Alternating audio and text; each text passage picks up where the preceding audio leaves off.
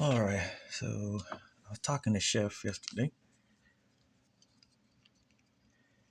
fishing with Chef, and he was like, we were talking about sending, you want to try some flies or something, or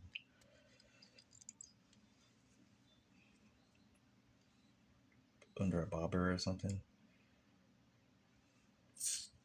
And I was telling him about midges, and he was like, midges? It's like, I was like, is that like trout? I'm like, yeah, that's what the trout eat. So I'm gonna try to make one really quick on this little small. I haven't made many midges in a while. Usually I make kind of larger ones, but this is about the size usually, kind of where they're at. So I'm gonna make a, and I probably use a thinner, smaller thread than what I'm using. So we're gonna try to make a little midge really quick. A type of midge pattern. I haven't really gotten into making any yet. I'm kind of hanging back on it.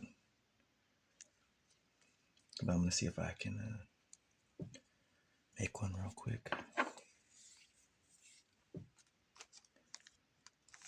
And this one's like really simple. This is like a really simple midge pattern too. Like supposedly supposed to be super easy to make.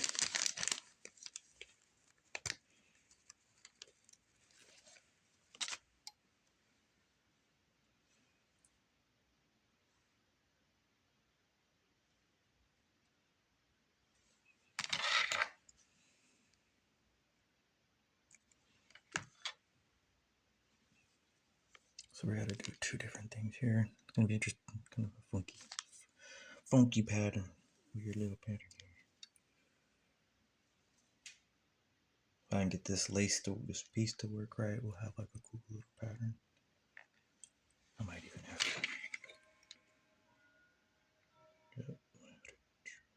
just hook a Swiss wall.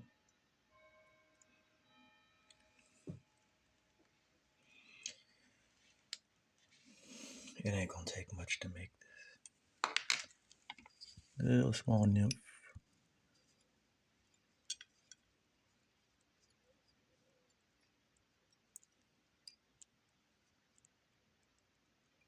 Let's just do it like this.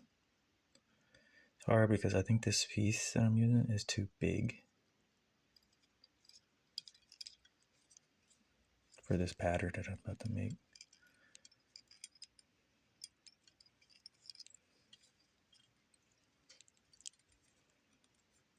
The type of vinyl that I'm using, but I'm gonna try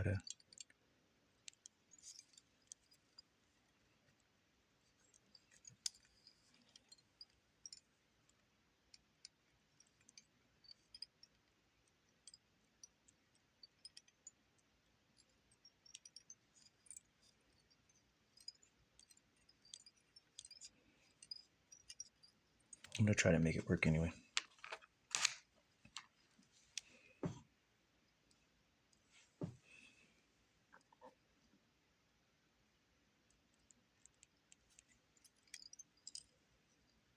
And I haven't tied this kind of thing in a minute, so you have to bear with me, folks. Because also these are so small.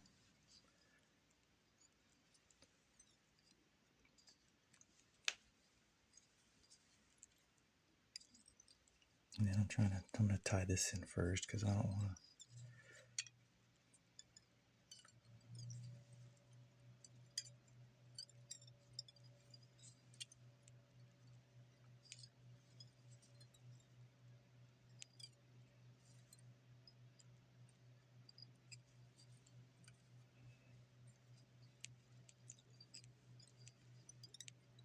See, I'm not even gonna get super fancy with it and try to make it so all this doesn't stick up and everything, because I just haven't done something like this in a minute. So, but this is kind of so he can see what they are.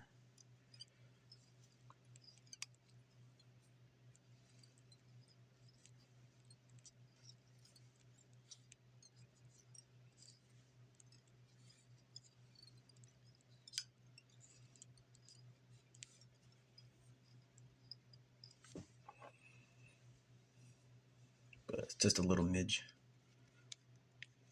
It's just really small. I think this is like size 16, so this is like really small. Like,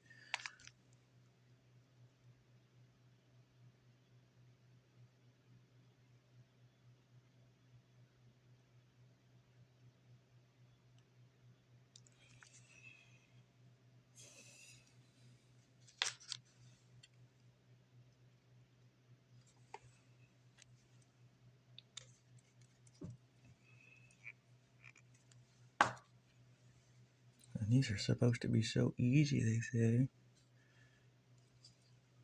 But sometimes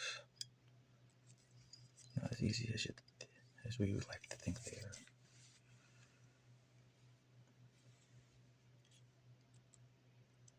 So what we're gonna do is wrap this.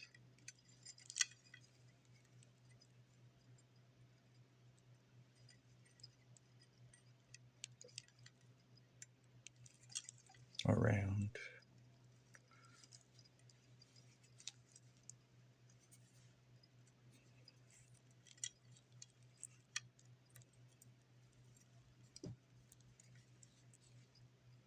He was like, I don't even know. It's like, you gotta know, if you're gonna trout fish, you gotta kind of know what they eat, man.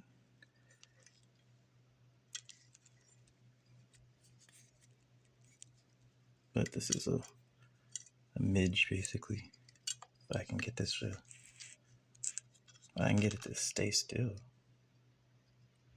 Oh, well, you won't be able to see it very good until I get done with it, I guess.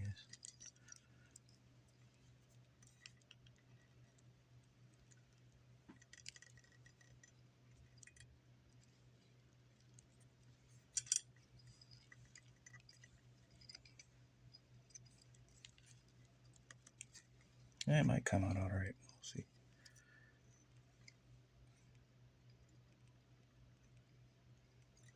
Actually, let's go. Let's flip this back like. Oh no, we can just tie it down there, I guess. It'll work, I think. I think the trick with this is getting it glue, having glue so it'll kind of hold it, this vinyl down. And it's supposed to be simple, but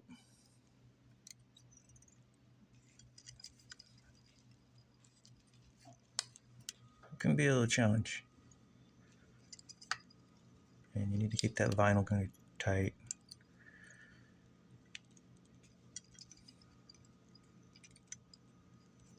Because when I cut it, you know, it's gonna come loose. It could come loose. That's why I kind of glued it beforehand.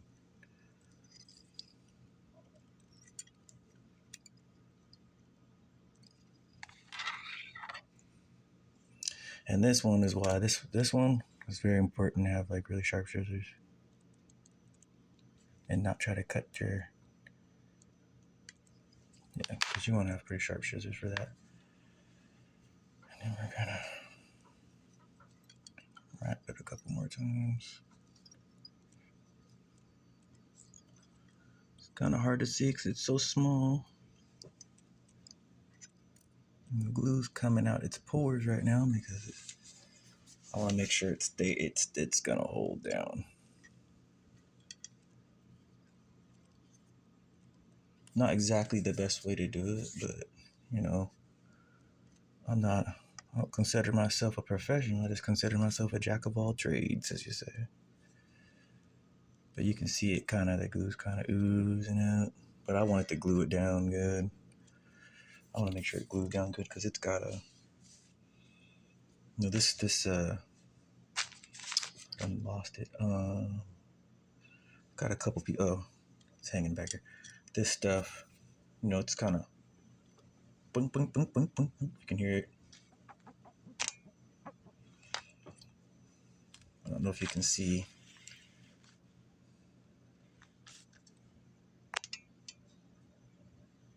There it goes. But if you can see it, see how I wrapped that around there? It's like a little cleared bug body nymph. It's a larva, basically. What I'm making here is a larva.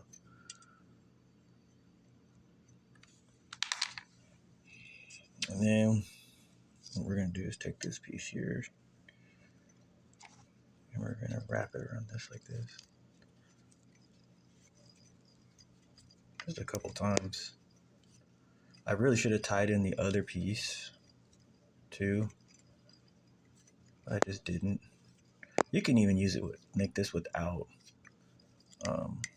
See, and that's what I didn't want to happen. It's exactly that right there. That's exactly why I don't. When you tie these, it's kind of a little bit of a trick to it.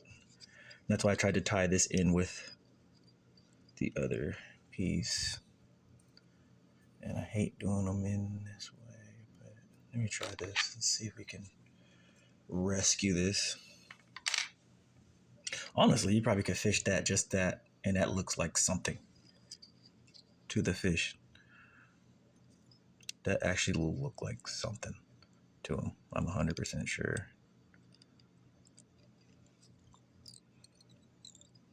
You know what? This is what I'm gonna do.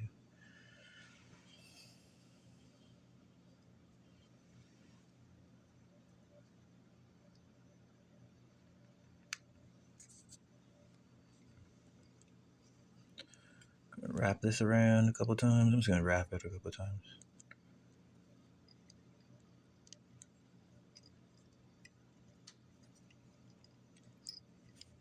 And then over the top right there. That's the thing about tying the little ones. And my eyes are not as good as they were 15 years ago. I think that goes for all of us. Yeah, and it just came loose. Yeah, that's what's so difficult about this pattern. It's like this. But let's see if I can rescue it. And I haven't done one of these in a minute, so we're gonna leave it just like that. And then we're gonna.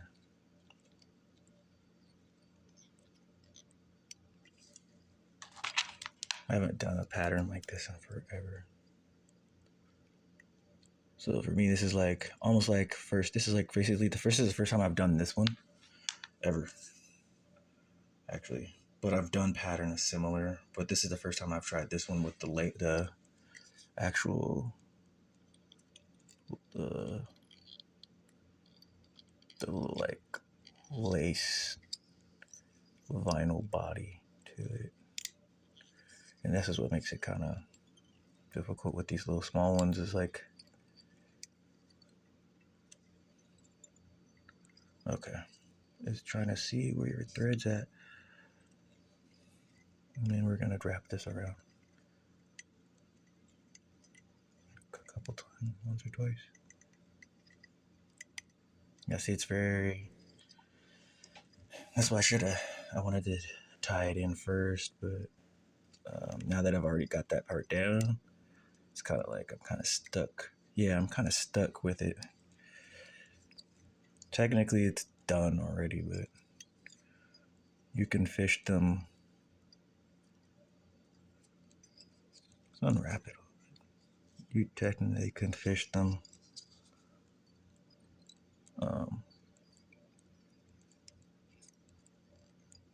just with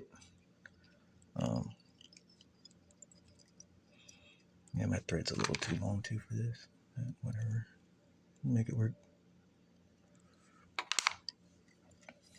Guess I'll just do one turn then, or two turns, and that's what makes it difficult to make these, is because they're so small.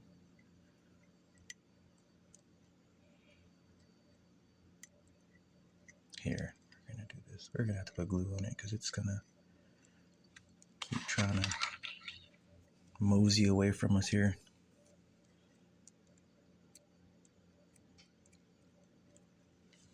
I can tell that already. So it's basically like it's the midge fly, emerging. I'm sure No Frills knows what I'm talking about, what I'm doing here.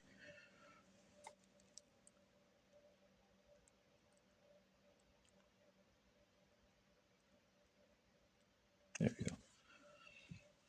He knows what this is. He knows what I'm basically making. little midge, like larval, little larval stage midge pattern basically. And then we're just gonna take it and wrap it once. If we can get it to, that's the only thing that glue is like just kind of, see, we'll just do it twice maybe. Maybe that glue will hold it and we get lucky with this.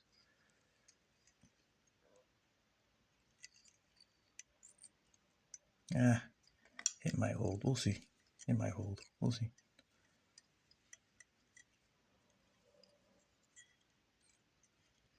It's so small, that's what it is. And I just don't have the, my thread's a little too large for making these. But I think it'll still look okay.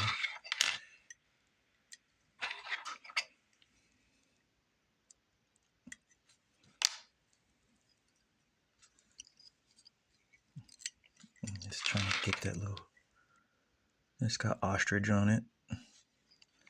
But it's supposed to look like a little midge fly. And this one's not gonna be perfect, but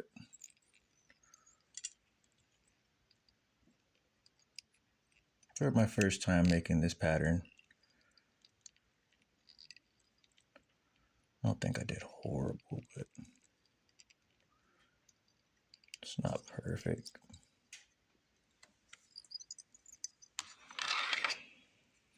I'm having trouble seeing it. If I didn't put my glasses on, and I'm not gonna walk over there and grab them. Sometimes I need my glasses, other times I do not. I'm gonna push this back a little bit. This side. Yeah, it's so small to work with to where.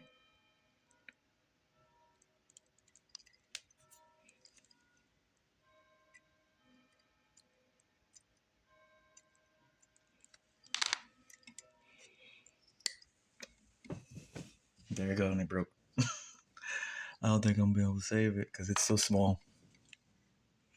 Let's see. Can I? It's so small. Let's do this.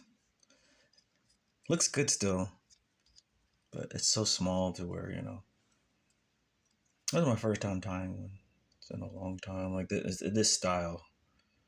And so it's a really small hook.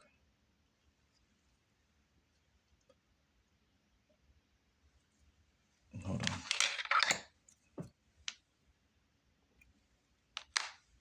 I'm gonna try to salvage it.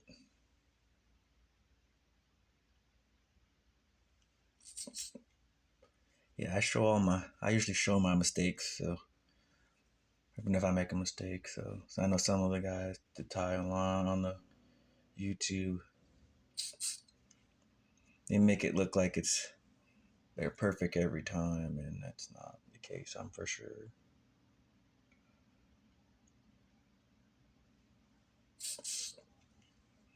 Sometimes weak placing the thread, you know, or something. Just gotta be really gentle with this thing. There we go. Okay. We just need to make sure to get that wrapped around there one more time. There we go.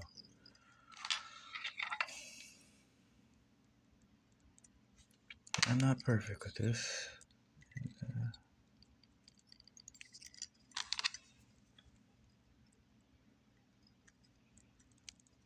But it will fish. And honestly, trout, something this small, trout's just gonna take it. Something this small, trout just has to.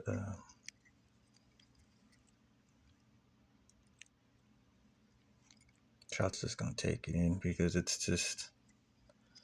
It resembles a little.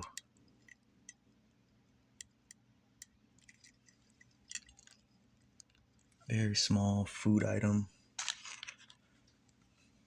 Let's make sure the hook eye is clear. Yep. Make sure the hook eye is clear because it's so small.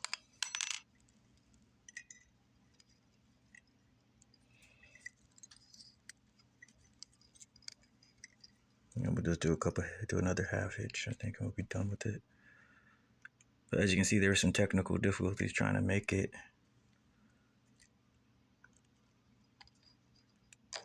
It's a very small pattern to make. It's not much to it, but it's just very small. It's a very small imitation of a caddis, or not a caddis, but a midge larva. And it could probably pass for like a shrimp or something else too, to be honest. The way it looks and everything, it could actually probably pass for that. Because it's so small. I need my little... Okay, we can use the hook. Use the hook eye. So we just need... Like, yeah, it's so small. I need like a bead.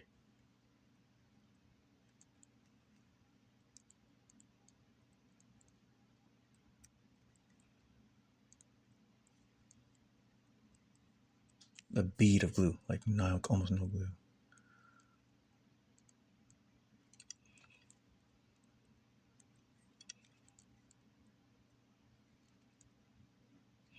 I gotta get my little needle out because it's that small.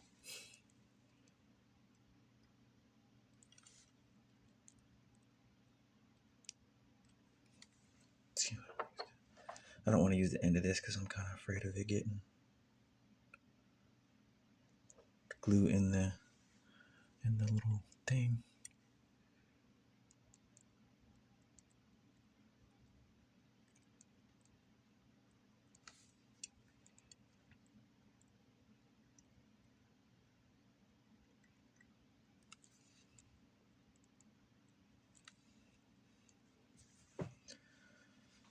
Napkin or something. Where's my little mini napkin I had? Oh, fell.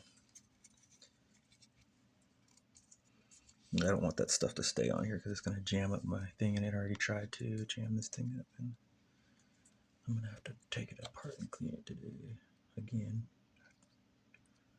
But there you go.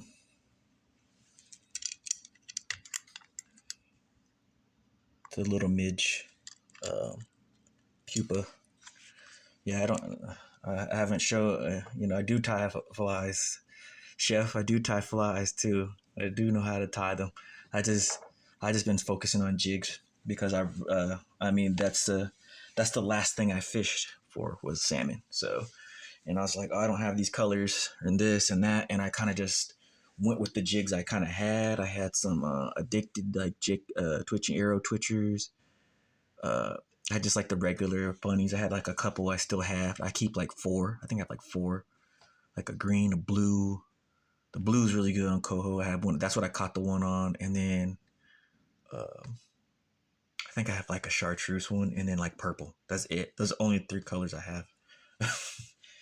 uh, and that's the only ones I use in those colors. But those are usually for kings and coho, and that's why I was like, it's nice when you can, when I tie my own, it's nice because I can put the color combo I want, and then I can have something.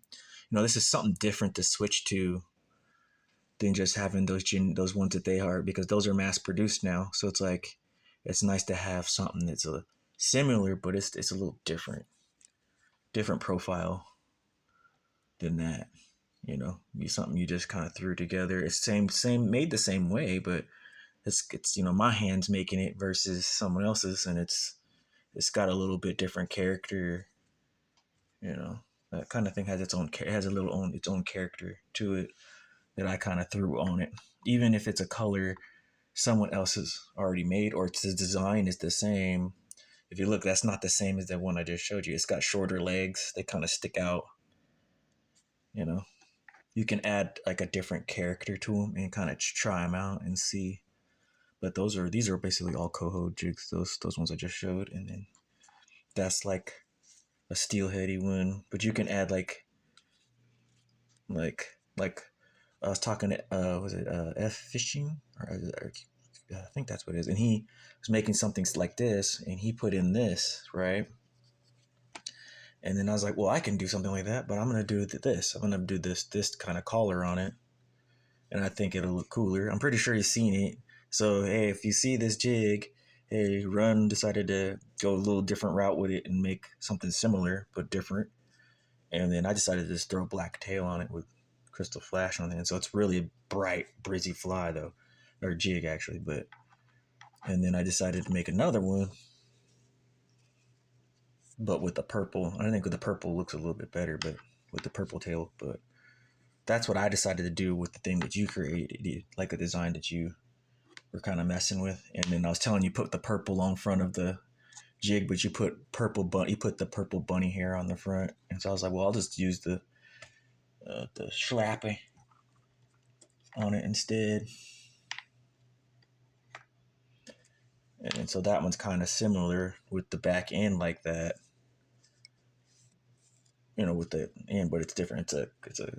That's a coho jig. So you can do like different things with what other people have kind of come up with, and then have your own thing. Like I used to, like I've made a lot of them. They cut coho jigs that are just like this, with like a blue tail on them.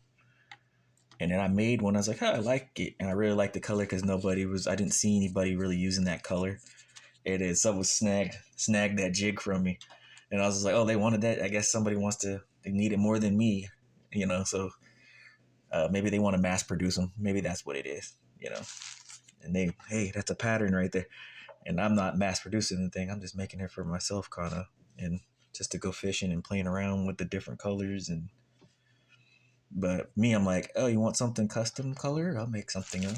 I can kind of throw some stuff together, stuff that I've seen, stuff that I haven't done before. I'll throw some stuff together. Just like, oh, let's try it. Let's see if the color matches. But most of the time, I just try to stay within the color spectrum.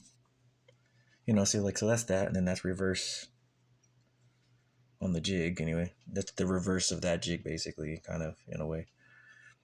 So, you go back and forth with stuff like that to kind of see how the fish respond to it. They always seem to respond where I notice like where if it's darker here, and then it's probably just the logical thing of like when a fish sees something, like when they look at when a salmon's feeding on a herring, the herring, it's got a white belly on it kind of, and then it's kind of got a green back.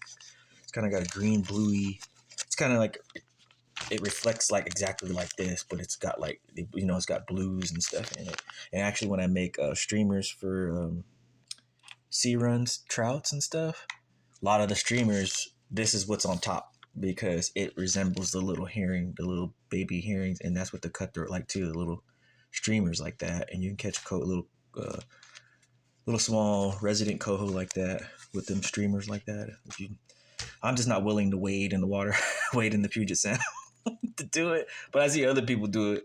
I'm just not willing to do it. But my friends caught cutthroat on a humpy spoon before, just on a beach. But sometimes it's few and far between the cutthroat. You have to kind of find the right areas for where they kind of frequent the beach areas. But they're out there. And sometimes there's coho.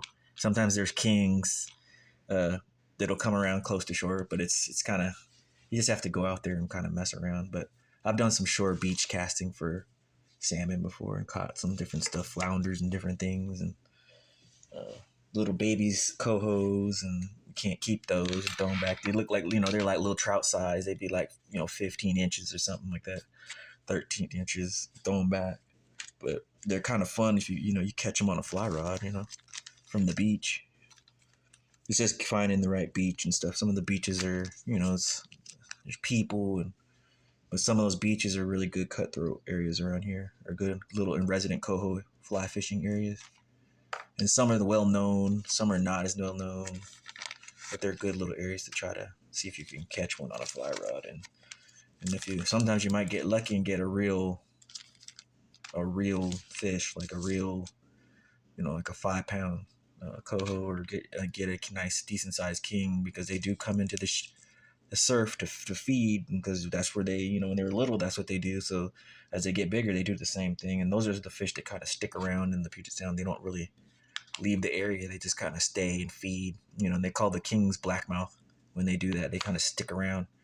They don't really go out to sea. They kind of stay in the Puget Sound feeding. And they used to have a season for it, and people would be trolling for them. I don't know if they still do, because I haven't gone out to check on it, to go see if there's any boats out there. Because usually I used to go in the winter just to go see if there's anybody out there, because only the diehard fishermen would be out there this time of year trolling for blackmouth. Trying to get blackmouth king salmon. So, and usually the blackmouth, they feed on those sand lances and stuff. They be having scuff marks on their face and stuff. It's kind of a funny little thing about it, fishing for them. I never got to really get into fishing for them, but I'd always go and see everybody down at the, the local haunts where they usually used to catch them. Catch some decent sized blackmouth though. In the olden days, though, some people would catch some 20-pound blackmouth, which was crazy. Some not 15-pounders, like it's not just a little, 8-pound fish. They actually would catch some. These look like they're full. I mean, I'm pretty sure if that fish wouldn't have been caught, it'd been more than 20 pounds, and it would have hit the river finally. But I don't know if they still have it open to do that in some areas or not, because the way the fish runs have been. I have no idea. But when I was younger, that was a big thing. Was the blackmouth fishery? Go troll around out there in Possession and in Point Defiance area. That was like a big thing. So I used to go drive down there and just go sit and watch and see who's out there. And it'd be 1 or 2 or 3 boats. That's it. But you knew what they were fishing for. You see them trolling and jigging. And they're just marking the fish on the finder and trying to